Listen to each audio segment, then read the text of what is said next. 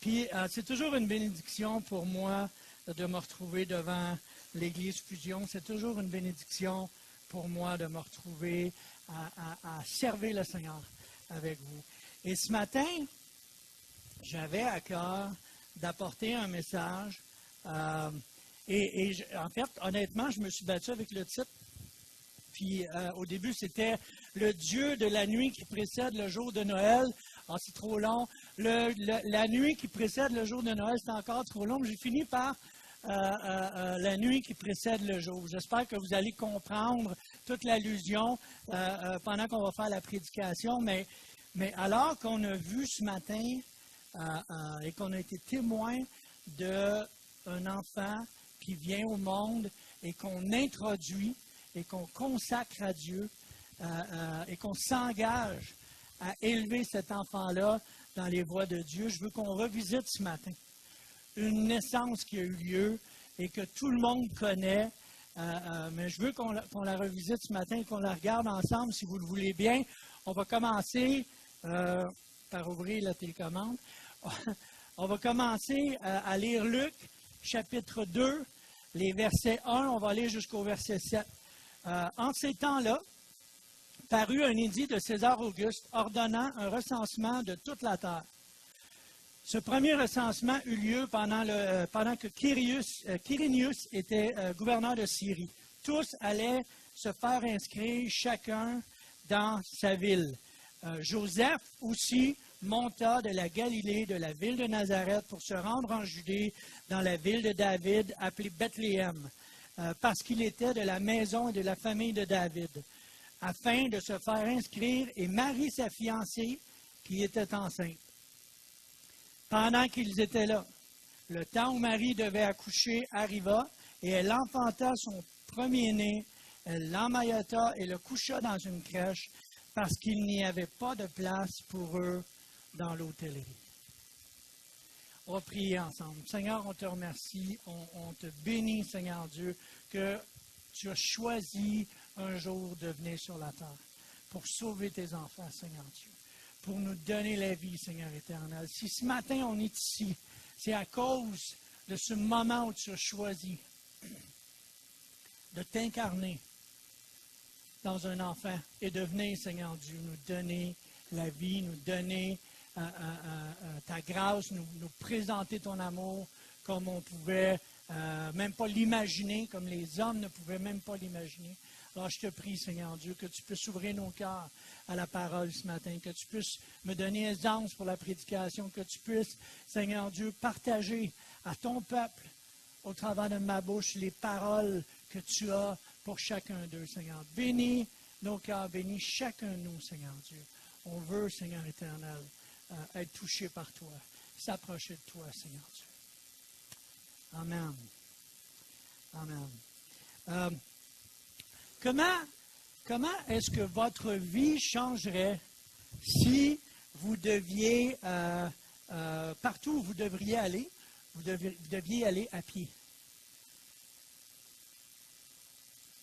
Là, j'ai un silence incroyable. Comment est-ce que notre vie changerait si aujourd'hui, je ne sais pas si on réalise à quel point notre vie serait différente si on devait se rendre à pied? Là où Dieu nous appelle, là où on a besoin de se rendre, excusez. Là où on a besoin d'aller, n'importe où qu'on a besoin d'aller. Des distances aussi simples que Granby-Montréal. Ce ne serait pas si simple que ça. Puis au lieu d'y aller 3-4 fois par mois, peut-être qu'on y irait une fois, 2 fois dans une vie. On ne se déplacerait pas pour aller à Montréal à tous les jours. Et je me suis amusé à faire un petit tableau, parce que je sais qu'il y a des gens qui viennent d'un peu partout, mais si on considère de Granby vers Montréal, la distance est de 80 km. Le pas moyen d'un homme est 4 km et demi à l'heure. Donc, ça prendrait 18 heures de se rendre à Montréal, si on le fait d'une traite. On s'entend que c'est impossible. Imaginez-vous le nombre de fois où vous auriez besoin de vous arrêter. Vous auriez besoin de prendre une pause. Hein? Montréal-Québec, il y en a qui habitent Québec ou qui viennent de Québec. Québec, c'est 227 km de Granby à Québec, excusez. 31 heures de marche. 31 heures de marche. Si maintenant on considère La Tuque, moi je suis né à La Tuque. C'est pas de ma faute, c'est mes parents qui vivaient là, mais je suis quand même né à La Tuque. La Tuque, c'est 300 km, c'est 50 heures de marche. Et si on considère, parce que je sais qu'il y en a qui viennent du Saguenay. Hein? Il y en a qui viennent du Saguenay. Saguenay, c'est 432 km, c'est 96 heures de marche. C'est 2 semaines et plus de marche. 2 semaines, je parle de travail. Et il y en a qui viennent de la Gaspésie. Oui. Je sais qu'il y en a une, en tout cas, que moi je connais qui vient de la Gaspésie.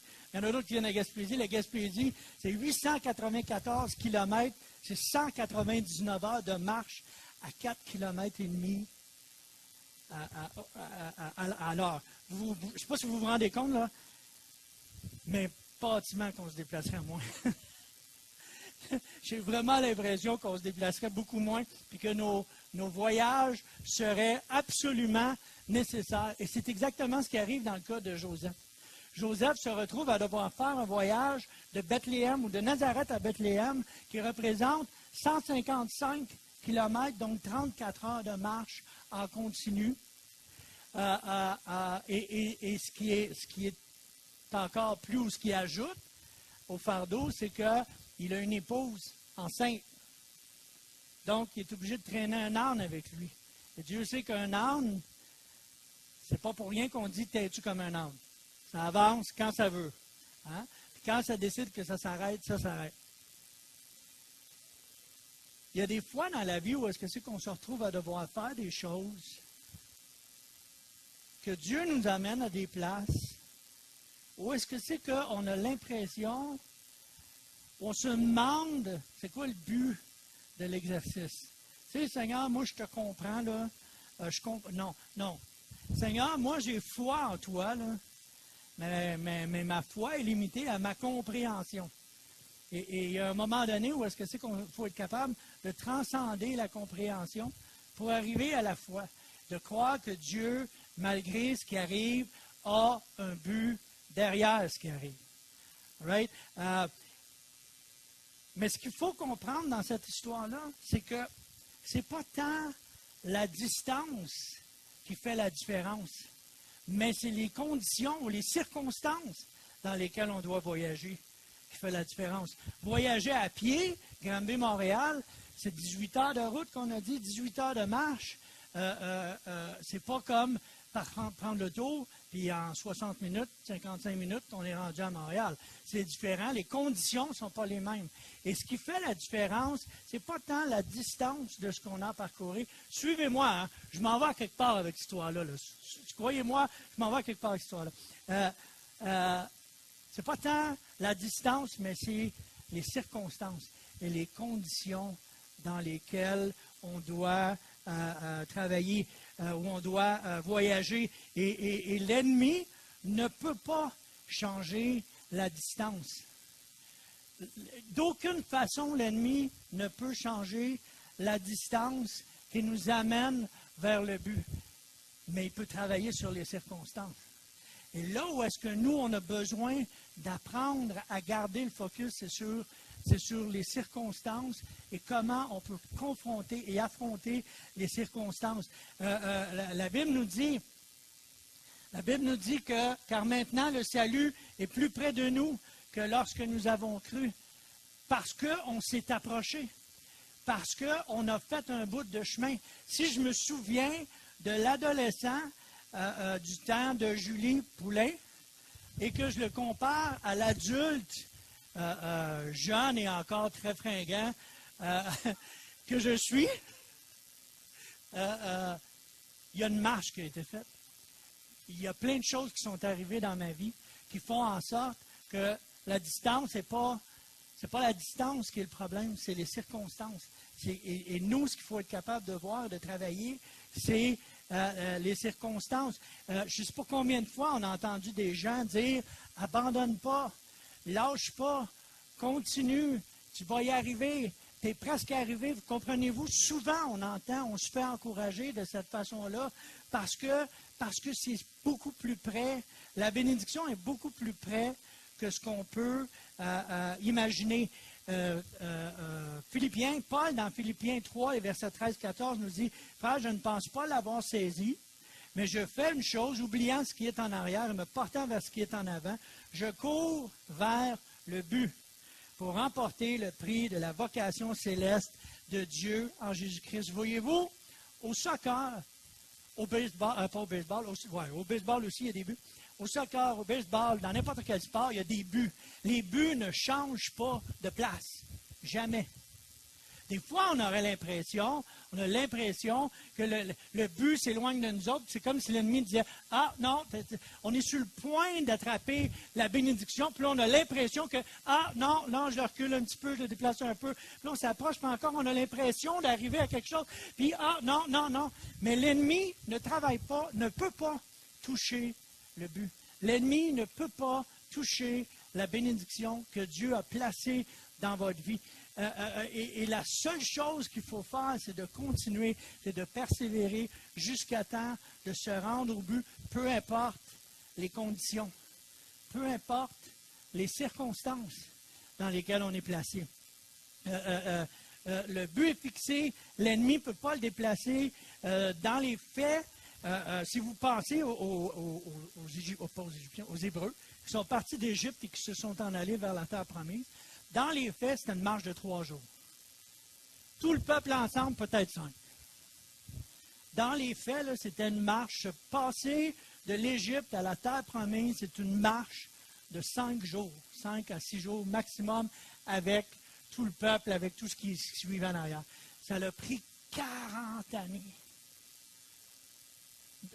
Je ne sais pas si vous pouvez juste vous imaginer, ce n'est pas la distance qui compte, c'est les circonstances.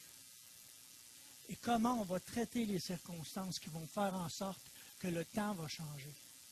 Que la bénédiction, elle est là, elle est à portée de main, et on a juste besoin de la prendre. La bénédiction, elle est là, elle est à portée de main. Mais nos conditions, nos circonstances, on doit apprendre à gérer, à confronter, à s'appuyer sur Dieu dans les circonstances dans lesquelles on vit. Les circonstances par lesquelles nous passons, c'est ce qui amène notre foi à devenir si significative. Prenez ça en note. Pensez de T.D. Jakes. Les circonstances par lesquelles nous passons, c'est ce qui amène notre foi à devenir si significative. C'est à cause de la façon qu'on adresse et qu'on aborde les circonstances de notre vie qu'on développe notre foi. Je ne sais pas comment vous le dire, là, mais ce qui est important de comprendre dans tout ça, c'est que la foi, c'est comme une sorte de muscle spirituel. Et c'est l'exercice qu'on fait pour se rendre vers le but qui la rend si significative, plus forte, capable de traverser la prochaine, capable de continuer jusqu'au bout, capable de se rendre jusqu'à la fin. Le problème, voyez-vous, avec la Bible, c'est qu'on lit la Bible de l'autre côté de l'histoire, de l'autre côté du miroir. On lit la Bible 2000 ans plus tard. On sait comment ça finit. On le sait comment ça finit, la Bible. On sait comment l'histoire va finir. Puis on sait même la fin, parce que la fin nous a été annoncée. Mais on sait comment Joseph et Marie, leur histoire finissent, et on sait qui est Jésus pour chacun de nous autres. On le sait maintenant. Mais je vous demande pendant quelques secondes de vous imaginer être à la place de Joseph. Joseph, juste pendant 30 secondes, s'arrêter là, puis se dire, t'es un homme relativement mature, puis tu rencontres une belle jeune fille que tu commences à fréquenter, puis que tu veux la marier, puis tu commences à annoncer à tous tes amis qu'elle va devenir ton épouse, tu te fiances avec, tu t'engages envers elle,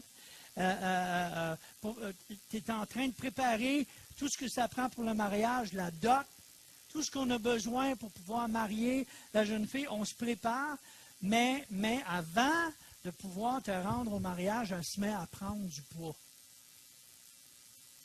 Je veux dire beaucoup de poids. Là.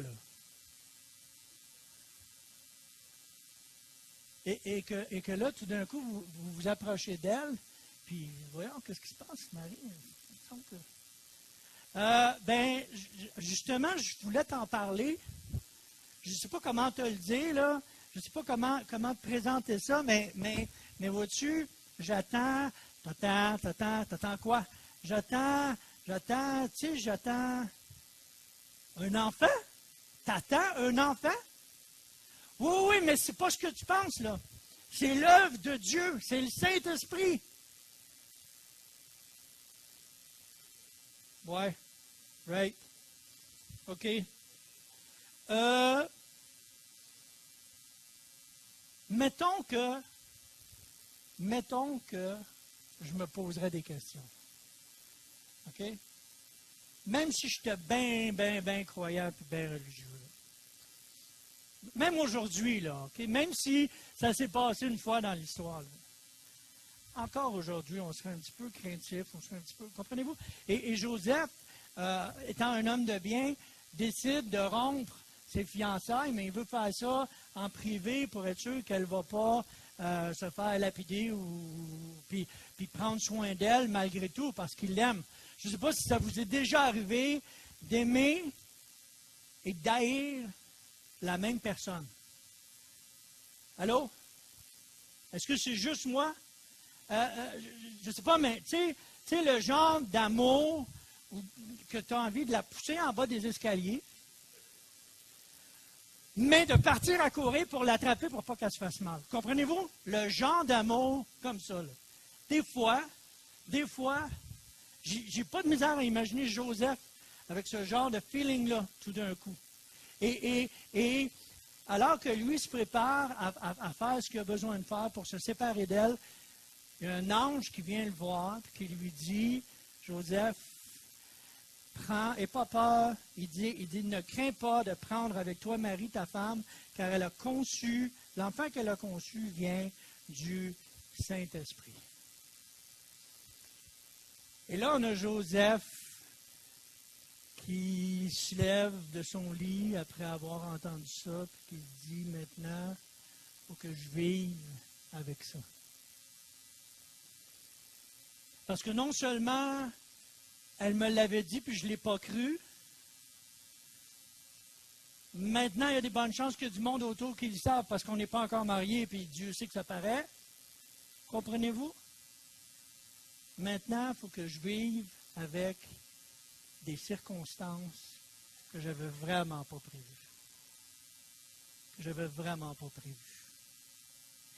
Et par-dessus tout ça, il y a un recensement qui est un édit, un recensement, la loi qui est dictée par César Auguste. Et je ne sais pas si vous le savez, mais le mot, je vais juste le lire, le mot apographo, nous, on le traduit par recensement, mais en fait, c'est une taxe. Fait que Joseph s'en va pour s'inscrire sur une liste, puis il va être obligé de payer quelque chose qu'il ne sait pas quoi encore, avec une femme qui est enceinte par le Saint-Esprit, et traverser 155 km dans le désert, à dos down, pas d'air climatisé, pas de rafraîchissement, pas rien d'autre que juste sa foi qui l'amène vers sa destinée. On ne comprend pas toujours les circonstances qui nous arrivent. Je ne sais pas si vous saisissez, mais quand on regarde l'histoire, quand on essaie de comprendre l'histoire, on réalise qu'on ne comprend pas toujours ce qui se passe dans la nuit qui précède le jour. On ne comprend pas toujours ce qui se passe. Et tout le long du chemin, on peut imaginer Marie qui se rappelle « Je te salue, toi à qui une grâce a été faite, le Seigneur est avec toi. » je ne suis pas sûr qu'elle croit ça d'une façon aussi claire. Elle sait qu'elle est enceinte, elle sait que c'est pas elle qui... Elle sait qu'elle n'a rien fait pour ça. Elle sait tout ça. Son raisonnement, comme celui de Joseph, comprend la situation, mais sa foi est éprouvée. Et la difficulté se retrouve là pour beaucoup d'entre nous quand on se retrouve dans l'épreuve. Quand on se retrouve dans des moments où est-ce que c'est qu'on ne comprend pas ce qui nous arrive. Pourtant, on a l'impression que Dieu est là. On pense que Dieu est là, mais tout notre raisonnement nous dit que ça ne se peut pas. Ça n'a pas de sens. On n'a jamais vu ça, quelqu'un tomber enceinte du Saint-Esprit. C'est impossible, ça n'existe pas. Comprenez-vous? Ça a toujours l'air sombre, ça a toujours l'air lugubre dans la nuit qui précède le jour. Ça a toujours l'air, on ne comprend pas ce qui se passe, on est dans la noirceur, on est dans les ténèbres dans la nuit qui précède le jour. Il y a un chant qu'on chante, pas de cette façon-là, mais on dit si le soir les pleurs subsistent, au matin la joie éclate. Nous on chante, bien que la tristesse dure pour une nuit, sa joie vient dès le matin. Mais pendant qu'on est dans la nuit, Seigneur, aie pitié, j'aurais tellement aimé que tu me dises comment longue était pour être la nuit. Parce qu'on pourrait penser à une nuit de 6 à 8 heures, vous comprenez-vous, mais en fait, la nuit dure au moins 34 heures de marche. 34 heures à ne pas savoir, 34 heures et plus à ne pas savoir. La nuit dure beaucoup plus longtemps et Joseph et Marie passent par une auberge et ils s'arrêtent là et on lui dit non, je suis désolé, il n'y a pas de place pour toi, mais si tu continues sur la route environ peut-être une semaine et demie vers ta gauche, tu vas trouver une autre auberge. Il arrive à l'autre auberge et à l'autre auberge, on lui dit si tu étais seulement arrivé un peu plus tôt. Des fois, on a l'impression, je ne sais pas si c'est juste moi, mais des fois, on a l'impression de se faire dire ça, si seulement j'étais arrivé un peu plus tôt. Si seulement j'avais été là un peu plus vite. Si seulement. Et encore, on reste dans la noirceur, mais ce qui me fascine dans l'histoire, c'est que Jésus aurait pu choisir de venir au monde. Jésus aurait pu choisir d'être le fils du souverain sacrificateur. Parce que lui aussi, il se mariait. Je ne sais pas si vous vous imaginez, mais il me semble que si j'étais Dieu, les choses seraient plus faciles si Jésus avait été le fils du souverain sacrificateur. Non? Est-ce que c'est juste moi? Il me semble que les choses auraient été différentes, plus faciles. Mais Jésus a choisi de naître dans un milieu dysfonctionnel. Jésus a choisi de naître dans un milieu où la communication n'est pas à son meilleur. Jésus a choisi de naître dans un milieu où la situation financière n'est pas à son meilleur. Jésus a choisi de naître dans un milieu où la situation physique n'est pas à son meilleur. Il a choisi ces circonstances-là pour qu'on puisse savoir qu'il est le Dieu des situations difficiles. Il est le Dieu des situations dysfonctionnelles. Jésus, Dieu, est le Dieu de nos situations compliquées, celles qu'on ne comprend pas, celles avec lesquelles on n'est pas capable de dealer. C'est celles-là qui sont les situations que Dieu aime, parce que c'est au travers de celles-là qu'il fait augmenter et qui rend notre foi significative. Et qu'il rend notre cœur plus proche de lui. C'est dans ces circonstances-là que Dieu va dire, Jéhovah, je suis Jéhovah Shammah, le Dieu qui est présent dans nos situations, dans nos nuits, dans nos situations où est-ce qu'on est mêlé, peu importe la gravité de la situation dans laquelle on se retrouve, Dieu est le Dieu des situations compliquées. Dieu n'aime pas les petites choses faciles. Dieu aime les choses qui nous demandent de se tourner vers lui. Dieu aime les choses qui demandent qu'on se tourne vers lui.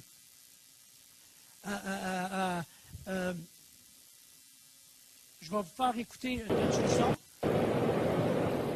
On Tu écoute vas ça peut-être ensemble. pas le croire, mais tu tenais tout juste ici. Je te levais comme ça et je disais à ta mère, ce garçon va devenir le meilleur au monde. Ce garçon va devenir la meilleure personne que la Terre ait connue. Et j'avais raison, tu étais un bon garçon. C'était fantastique de te voir grandir, je me sentais privilégié. Ensuite, ça a été le moment de te prendre en main, de te lancer dans le monde et tu l'as fait. Mais quelque part en cours de route, t'as changé. T'es devenu quelqu'un d'autre. Tu as permis qu'on te menace du doigt et qu'on te dise que tu valais rien. Et quand c'est devenu trop dur, t'as cherché quelqu'un sur qui jeter le blâme, comme un père très connu. Je vais te dire quelque chose que tu sais déjà. La vie d'adulte n'est pas toujours rose, mon fils. On vit tous dans un monde cruel et sans pitié, et peu importe d'où tu viens, on va te plaquer au sol et te maintenir là de façon permanente si tu te laisses faire. Toi, moi ou n'importe qui, on cognera jamais aussi dur que la vie. Mais ce qui compte, c'est pas la force des coups que tu donnes, c'est le nombre de coups que tu peux encaisser, tout en continuant d'avancer, ce que tu arrives à endurer tout en marchant la tête haute. C'est comme ça qu'on gagne. Alors si tu sais ce que tu vaux, fonce pour avoir ce que tu mérites, mais tu dois être prêt à recevoir des coups. Faut pas pointer les autres du doigt en disant que tu fais pas ce que tu veux à cause de lui ou d'elle ou de n'importe qui. Les lâches font ça et t'en es pas un. T'es beaucoup mieux que ça.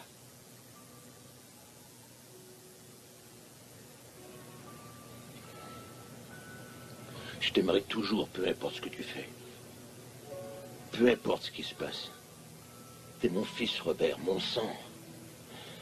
T'es la meilleure chose qui me soit arrivée. Mais tant que t'auras pas plus confiance en toi, t'arriveras pas à te faire une vie.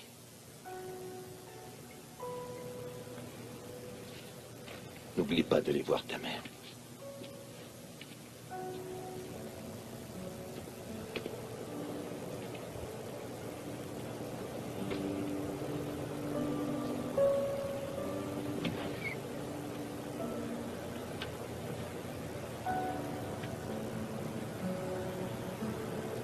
Voyez-vous, on voit un père qui se déverse dans son fils et on voit un exemple du père qui enseigne son enfant que c'est pas tant les circonstances. C'est pas tant la distance, je veux dire, c'est les circonstances. C'est pas tant la capacité que tu as de frapper, mais la capacité que tu as d'accepter les coups puis de continuer. Si on met ça en langage biblique, celui qui vaincra, je le ferai asseoir avec moi sur mon trône, comme moi j'ai vaincu et me suis assis avec mon Père sur son trône. Si on met ça en langage biblique, la Bible, Dieu nous appelle à faire confiance, à placer notre foi en lui. Il est le Dieu des situations difficiles. Il veut que nous placions notre confiance en lui. 2016 peut être une année poche ou peut être une année de bénédiction. Ça ne dépend que de chacun de nous, de comment on va accepter ce qui va arriver et de comment Dieu va faire la différence dans notre vie, dans notre foi et dans notre cœur. Parce qu'il n'est pas seulement l'étoile du matin. Il est aussi la lumière sur mon sentier dans la nuit. Dieu nous dit, je ne suis pas seulement le Dieu qui te donne la victoire, mais je suis le Dieu qui te donne la force durant la bataille qui précède la victoire. Dieu est en train de nous dire qu'il est le Dieu de la nuit qui précède le jour. Tournez-vous vers la personne à votre gauche et à votre droite. Dites-lui, il est le Dieu de la nuit qui précède le jour. Il est le Dieu de la nuit qui précède le jour. Si les musiciens veulent s'approcher, si on avait su d'avance toutes les victoires, ça n'aurait pas été un problème de continuer à avancer. Comprenez-vous? Si on savait d'avance comment est-ce que Dieu va répondre, ce ne serait pas un problème de continuer, puis ce ne serait pas une question de foi, ce serait une question de bébé gâté. Dieu veut faire de nous des personnes de foi. Il veut que notre foi devienne significative. Mais le problème avec la nuit, c'est qu'il fait noir, on n'y voit rien. Et on se demande où tout ça va nous mener. On se met à chercher Dieu dans la nuit. C'est ce que Dieu veut qu'on fasse. Apprendre à le chercher dans la nuit. Apprendre à chercher Dieu dans nos nuits. Je veux terminer avec un point. Quand je marche dans la vallée de l'ombre de la mort, je ne crains aucun mal car tu es avec moi. Quand je marche dans la nuit qui précède le jour, je ne crains aucun mal parce que tu es avec moi. Ta houlette et ton bâton me rassurent. Je ne veux pas aller dans les détails, mais vous savez que la houlette et le bâton, ce n'est pas fait pour frapper les brebis. Hein? C'est fait pour ramener les brebis et pour les défendre contre les ennemis. Right? Donc, quand Dieu nous dit, quand je marche dans la vallée de l'ombre de la mort, je ne crains aucun mal, car tu es avec moi, ta houlette et ton bâton me rassurent. Ta houlette et ton bâton me rassurent.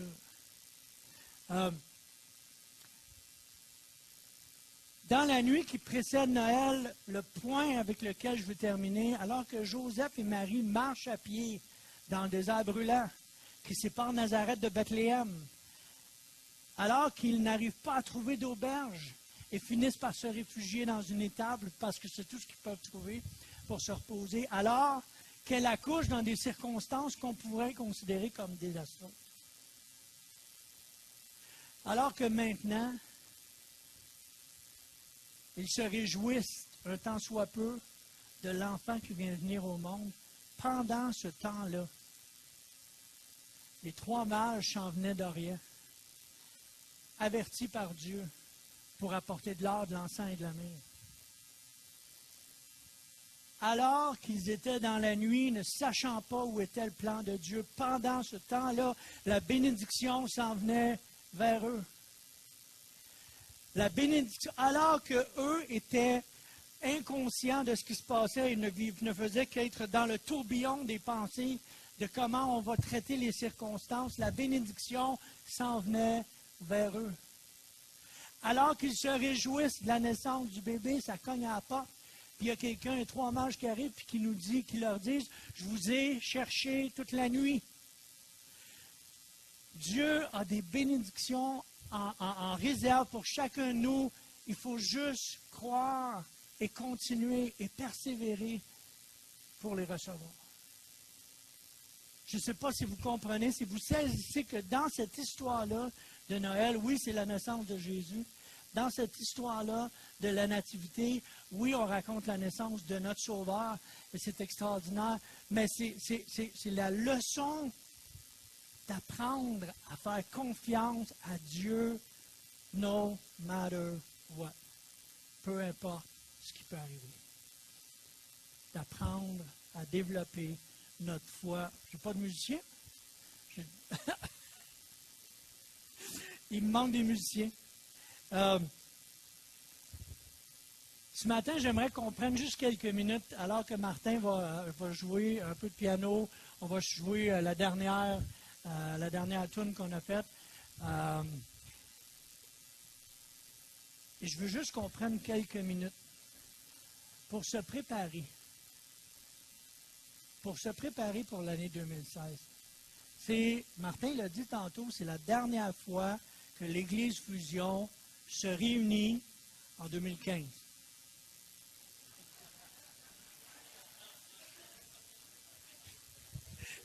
Je ne veux pas tourner le fer dans la plaie, là, mais je voulais juste le préciser. C'est la dernière fois que nous nous réunissons en 2015. C'est la dernière fois qu'on est assis ensemble dans la même église pour l'année 2015. L'année 2015, pour certains, a été une année de bénédiction. Pour d'autres, a été une année de circonstances difficiles. Pour certains, c'est un mélange des deux. Mais ce qui est sûr, c'est que l'année 2015 a été une année où Dieu vous a fait avancer. vous a amené dans une marche pour vous approcher de lui. Que si vous avez mis votre foi en action en 2015, Dieu l'a développé et l'a fortifié pour que 2016 soit une année encore plus propice à ce qu'il a pour vous. Que l'année 2016 puisse être pour chacun de nous une année où est-ce que c'est qu'on va se dire, Seigneur, peu importe ce qui se retrouve sur ma route, peu importe les circonstances, peu importe ce que tu en réserves, je vais croire que tu es au contrôle. Parce qu'il n'y a rien qui nous arrive. Rien qui nous arrive. Si vous êtes un enfant de Dieu, si vous croyez que Dieu est votre rémunérateur, si vous lui avez donné votre vie, il n'y a rien qui vous arrive qui est une surprise pour Dieu. Newsflash, Dieu n'est pas surpris de vos situations. Dieu n'est pas surpris de où vous vous retrouvez ce matin, dans votre foi, dans vos circonstances. Si on peut juste fermer les yeux quelques minutes. Dieu n'est pas surpris de vos circonstances. Dieu n'est pas surpris de ce qui vous arrive. Nous, on peut être surpris. Nous, on peut avoir l'impression que Dieu a manqué quelque chose. Mais Dieu n'est pas surpris. Et ce que je prie pour chacun de vous autres, chacun de nous, pour l'Église Fusion, pour tous les chrétiens qui sont de Granby, d'ailleurs, dans la grande Église de Christ, je prie pour que nous puissions développer, rendre notre foi significative au-delà des circonstances. Au-delà des circonstances.